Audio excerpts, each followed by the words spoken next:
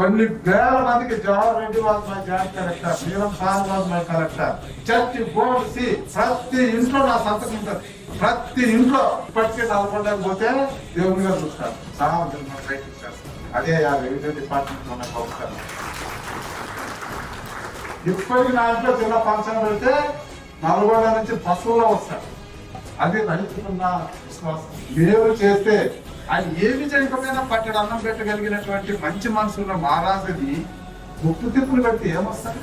ఈరోజు నేను అలా చేశాను కాబట్టి ఎక్కడో తహసీల్దార్ సర్వీస్ ఉన్నట్టు గ్రూప్ 1 పాస్ అయ్యి ప్రిన్సిపల్ సెక్రటరీ వరకు వెళ్ళి సర్వీస్ ఎక్స్టెన్షన్ తీసుకొని మళ్ళా ఎమ్మెల్యేగా వచ్చాను. నేను ఎన్నికైన తర్వాత 1 year లో 2 మండలాల్లో 2-3 డివిజన్లు కూడా చేశాను.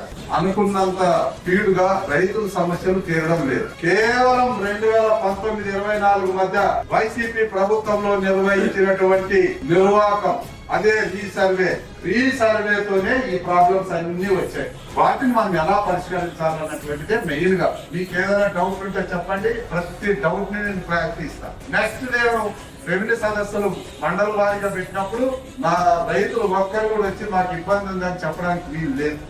మీరు చెయ్యండి, చేసిన దాని మీద మీ మీద చీమ వారినా మీకు నేను అండగా ఉంటాను చెప్తున్నా.